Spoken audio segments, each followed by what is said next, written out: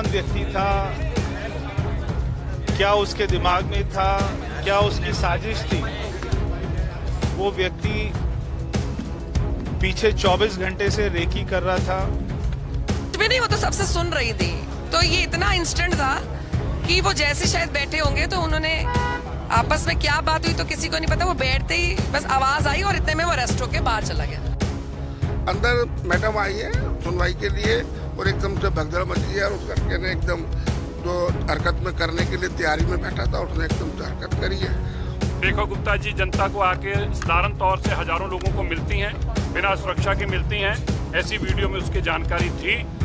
उसने माननीय रेखा गुप्ता जी को बहुत देर तक जमीन पर गिरा कर रखा। कि महिला सुरक्षा की पोल भी ये जो है घटना उसको खोलने का काम करती है। अगर दिल्ली के मुख्यमंत्री सेफ नहीं है तो एक आम व्यक्ति या एक आम महिला खासतौर पे वो कैसे सेफ रह सकती है। दिल्ली के मुख्यमंत्री रेखा गुप्ता पर आज एक शख्स ने अचानक से हमला कर दिया। इस आरोपी की पहचान राजेश भाई खिमजी भाई सकड़िया के रूप में हुई है। 41 साल का आरोपी राजकोट का रहने वाला है। पुलिस उसे हिरासत में लेकर पूछताछ कर रही है। इस बीच आरोपी की मां भी सामने आई है। उन्होंने बताया कि उनका बेटा डॉग लवर है और दिल्ली में आवारा कुत्तों पर रेखा गुप्ता सरकार के एक्शन से नाराज था। दरअसल रेखा गुप्ता आज अपने कैंप ऑफिस पर जन सुनवाई कर रही थी, तभी उन पर इस शख्स ने हमला कर दिया। इससे वहां अफरा तफरी मच गई। सीएम आवास पर बुधवार सुबह जन सुनवाई चल रही थी। इसी दौरान एक व्यक्ति आया और जोर जोर से चिल्लाने लगा। सीएम रेखा गुप्ता को थप्पड़ मार दिया और गाली गलौज करने लगा। पुलिस ने आरोपी को तुरंत हिरासत में ले लिया और उससे पूछताछ कर रही है। उधर सीएम रेखा गुप्ता को मेडिकल जांच के लिए ले जाया गया। शुरुआत में पता चला था कि राजकोट का रहने वाले इस शख्स का कोई परिजन जेल में है। उसका मामला कोर्ट में चल रहा है और उसे ही छुड़वाने की अर्जी लेकर वह सीएम आवास आया था। पुलिस द्वारा कौन व्यक्ति था, क्या उसके दिमाग में था, क्या उसकी साजिश थी, मगर अभी जो पता लगा है कि वो व्यक्ति पीछे 24 घंटे से रेकी कर रहा था कि वो कैसे मुख्यमंत्री से मिले। वो उनके घर में शालीमार बाग तक भी पूरा वहां पे उसने रेकी किया कल, और वो आसपास ही कहीं पर इसी सिविल लाइंस के क्षेत्र में रात उसने गुजारी थी। और आज सुबह जब वो आया तो उसके हाथ में कोई कागज पत्र नहीं था, कोई ऐसा मुद्दा नहीं था, और उसने सीधा ही मिलते ही और हमला कर दिया। तो हमले में मुख्यमंत्री जी को चोट आई है। अभी मुख्यमंत्री जी की एमएलसी चल रही है, पुलिस अपनी जांच कर रही है। बाकी और जो आगे की जानकारी होगी। देखिए, चोट उनके हाथ में आई है, उनके शोल्डर में आई है और उनके सर में आई है। तो अभी डॉक्टर उनको देख रहे हैं और उसके साथ में क्योंकि पुलिस केस है तो एमएलसी भी बन। सीएम रेखा गुप्ता पर हमला करने वाला आरोपी राजेश भाई खिमजी भाई सकड़िया ने 24 घंटे पहले सीएम आवास की रेकी शुरू कर दी थी। सीसीटीवी फुटेज में मुख्यमंत्री आवास के सामने ये शख्स नजर आया है। मुख्यमंत्री आवास का वीडियो बनाता भी नजर आया है। सीसीटीवी फुटेज में ये शख्स एक रिक्शे से आता नजर आया है। रिक्शे से उतरने के बाद रिक्शे वाले को पैसा देता दिख रहा है। सीसीटीवी फुटेज में ये दिख रहा है कि सीएम आवास के बाहर ये मौजूद है। सीएम आवास की रेकी कर रहा है। सीएम आवास का वीडियो भी बना रहा है। 24 घंटे पहले से ही उसने सीएम आवास की रेकी शुरू कर दी थी। सीएम रेखा गुप्ता पर हमला करने से पहले की ये तस्वीर है और ये दूसरी तस्वीर हमले के बाद गिरफ्तारी के बाद की तस्वीर है। जब वो पुलिस हिरासत में पहुंचा तो पहले रेकी करके पूरा प्लान तैयार किया, उसके बाद उसने मुख्यमंत्री पर हमला कर दिया। सीएम पर हमले के बाद दिल्ली पुलिस ने राजकोट पुलिस से संपर्क की, जिसके बाद राजकोट पुलिस आरोपी के घर पहुंची, जहां आरोपी की मां ने बताया कि उनका बेटा डॉग लवर है और दिल्ली में आवारा कुत्तों पर रेखा गुप्ता सरकार के एक्शन से नाराज था। કૂતરાનું છે અને કૂતરા ગાયનું એવું બધું ચકલાન સહેણનું ઈ જ કામ કરે. ગાયની કુંડી ધોઈને પાણી પાય, લીંબુ નાખે, રોટલા પડ્યા હોય ને આમ શેરીના બધાને રોટલા લઈ જાય तो कोई के साथ झगड़ा कुछ भी नहीं, तो आते हैं खाना खा के चले जाते हैं। अच्छा, क्या काम करते हैं? वो सेवा भावी मंदिर का काम करते हैं, मंदिर में पूजा करता रहता है पूरे दिन। अच्छा, वो गाय कुत्ते को खाना खिलाता है। आपको पता है दिल्ली क्यों गए थे? और ना वो हमको नहीं है, हम अपने लेकर कभी बात नहीं करते कभी। कितने दिनों से आप पहचानते हैं? 20 साल से। रेखा गुप्ता जी जनता को आके साधारण तौर से हजारों लोगों को मिलती हैं, बिना सुरक्षा के मिलती हैं। ऐसी वीडियो में उसकी जानकारी थी। उसने माननीय रेखा गुप्ता जी को बहुत देर तक जमीन पर गिरा कर रखा। उसने हमला करने की उसकी जो मंशा थी वो बड़ी स्पष्ट है, और ये बात भी स्पष्ट है कि वो केवल हमले के पर्पज से ही आया था। उसके हाथ में कोई जन सुनवाई का कागज भी नहीं था, उसके हाथ में कोई ऐसी दरख्वास्त भी नहीं थी। और क्योंकि उसके मोबाइल से पुरानी वीडियो मिली है कल की, जो जब वो वहाँ पर शालीमार बाग गया है, और यहाँ की वीडियो भी मिली है, इससे बहुत बात स्पष्ट होती है कि मकसद जो था वो हमला ही था। और रेखा गुप्ता जी ठीक हैं, जैसे अभी परवेज जी ने बताया, जन सुनवाई जारी रहेंगी, हर तरीके से पब्लिक को इंटरेक्शन उनकी जारी रहेगी, और दिल्ली के काम किसी सूरत में ही नहीं रुकेंगी।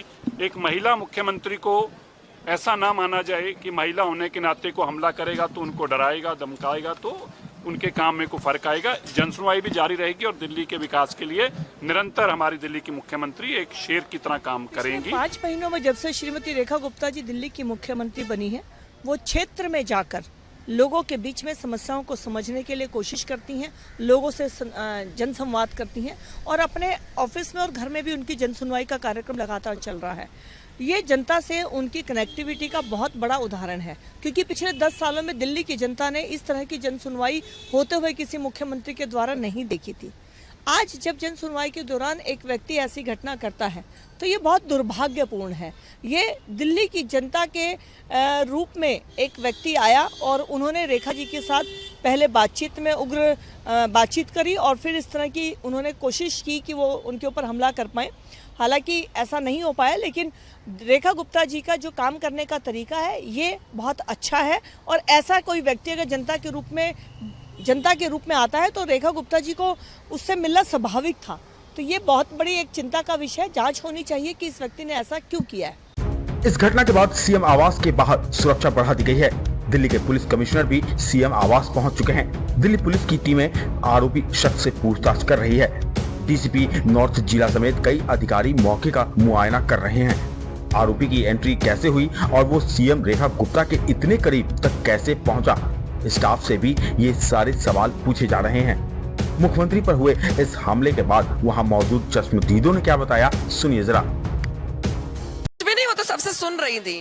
तो ये इतना इंस्टेंट था कि वो जैसे शायद बैठे होंगे तो उन्होंने आपस में क्या बात हुई तो किसी को नहीं पता। वो बैठते ही बस आवाज आई और इतने में वो अरेस्ट होके बाहर चला गया। कोई कुछ थप्पड़ मारा, क्या हुआ? मतलब जितनी देर में हमने पलटा उसको पकड़ के ले गए। क्या तो आप आवाज? हाँ जी, हाँ। तो एक अटैक तो किया ही, जैसे एक करा तो उन्होंने पुलिस वालों ने उसको उठा के ले गए, और दीदी भी एकदम सदमे में हो गई कि क्या हो गया। अंदर मैडम आई है सुनवाई के लिए, और एकदम से भगदड़ मची है, और उस लड़के ने एकदम जो हरकत में करने के लिए तैयारी में बैठा था उसने एकदम से हरकत करी है, और बहुत ही गंदी हरकत है। ऐसी घटना को समाज में कहीं कोई स्थान नहीं है, और बहुत ही निंदनीय है। तो यहाँ गेट पर आए तो भगदड़ मच गया कि लेडीज को मुख्यमंत्री जी के थप्पड़ मार दिए। ये तो गलत हुआ ना। हम लोग आए थे सीवर के सुनवाई करने के लिए। आपने क्या सुना, क्या लगा आपको, क्यों कैसा? वो जनता दरबार में गई थी, जनता दरबार में सुनवाई के लिए गई थी अंदर, उसी में थप्पड़ मार दिया। कोई जनता दरबार में जाएगा उसको थप्पड़ मारना गलत चीज है ना मुख्यमंत्री को। एक अचानक हुआ, एक आदमी को अंदर से लाया गया, मैडम पे हमला कर दिया। जो भी किया उसने गलत किया मैडम के साथ। हम यहाँ पे 8:15 में आए थे। क्या हुआ था 8:15? जब हम आए थे तो यहाँ लाइन में लगे थे, फिर एक आवाज आई जोर से, कोई वहाँ पे अंदर बचकाना हरकत की तरह जो मान लो करते हैं, जैसे सीएम साहब के ऊपर हमला कर दिया था। वो भी अपने सुनवाई के दौर में ही आए थे, कोई कागज लेके अंदर घुसे थे। हाँ, लेकिन बाद में पता चला कि उन्होंने सीएम साहब पे हमला कर दिया। उसके बाद प्रशासन पूरी अलर्ट होकर उनको बाहर निकाला गया। लेकिन सबसे बड़ी बात यह कि सुरक्षा मौजूद कैसे हो सकती है यहाँ पे? हम बाहर तो यहीं पे लाइन में लगे। अंदर का तो जो करीब होंगे 100 लोग का होंगे। हाँ, 100 लोग। हाँ, लेकिन ये बहुत बड़ी बात है कि आखिर इतना सुरक्षा वो अंदर कैसे चलेगा और इतना बड़ा हमला कैसे कर दे? बाहर निकाला गया था, उसी लड़के को निकाला गया था। हाँ, जिसने मारा था लड़का ही था। वो बाद में पता चला कि वो भी डॉक्यूमेंट के लेके ही गए थे अपने काम के लिए। बस। मुख्यमंत्री रेखा गुप्ता पर हुए हमले के बाद दिल्ली के पूर्व मुख्यमंत्री और आम आदमी पार्टी के प्रमुख अरविंद केजरीवाल ने इस हमले की निंदा की है। उन्होंने सोशल मीडिया पर लिखा, दिल्ली की मुख्यमंत्री रेखा गुप्ता पर हुआ हमला बेहद निंदनीय है। लोकतांत्रिक व्यवस्था में विचारों का मतभेद और विरोध स्वीकार्य है, लेकिन हिंसा के लिए कोई स्थान नहीं हो सकता। मुझे विश्वास है कि दिल्ली पुलिस उचित कार्रवाई करेगी। आशा है कि मुख्यमंत्री पूरी तरह सुरक्षित और स्वस्थ हों। मुख्यमंत्री रेखा गुप्ता पर हुए हमले की दिल्ली कांग्रेस अध्यक्ष देवेंद्र यादव ने भी निंदा की है। उन्होंने कहा, यह बहुत दुखद है। मुख्यमंत्री पूरी दिल्ली का नेतृत्व करती हैं और मुझे लगता है कि ऐसी घटनाओं की जितनी निंदा की जाए उतनी कम है। लेकिन यह घटना महिला सुरक्षा की पोल भी खोलती है। अगर दिल्ली की मुख्यमंत्री ही सुरक्षित नहीं है तो आम आदमी या आम महिला कैसे सुरक्षित रह सकती हैं? बहुत दुखद है और माननीय मुख्यमंत्री इस पूरी दिल्ली की नेतृत्व भी करती हैं और मैं समझता हूं कि इस तरीके की घटना की जितनी भर्त्सना की जाए वो कम है। लेकिन साथ के साथ ये भी है कि महिला सुरक्षा की पोल भी ये जो है घटना उसको खोलने का काम करती है। अगर दिल्ली की मुख्यमंत्री सेफ नहीं है तो एक आम व्यक्ति या एक आम महिला खास तौर पे वो कैसे सेफ रहे? दिल्ली की मुख्यमंत्री रेखा गुप्ता हर बुधवार को अपने कैंप ऑफिस या फिर आवास पर जन सुनवाई करती हैं और लोगों की समस्याओं को दूर करने की कोशिश करती हैं। बुधवार को भी कैंप ऑफिस पर सुबह से ही जन सुनवाई के लिए भारी भीड़ जमा थी, तभी यह घटना घटी। दिल्ली बीजेपी ने इस घटना की निंदा की है। बीजेपी नेता रमेश बिधूरी ने कहा कि मुझे लगता है कि रेखा गुप्ता पर हमले की यह कोशिश जन सुनवाई को डिरेल करने की मंशा से की गई है। मुख्यमंत्री पर हुए हमले के पीछे की असली वजह तो अभी साफ नहीं हो सकी है, लेकिन दिल्ली पुलिस आरोपी को हिरासत में लेकर पूछताछ कर रही है। हमले के पीछे की असली वजह जल्द निकलकर सामने आ जाएगी। इस खबर में फिलहाल इतना ही। इस खबर पर आप अपनी राय हमें कमेंट बॉक्स में कमेंट कर जरूर बताएं।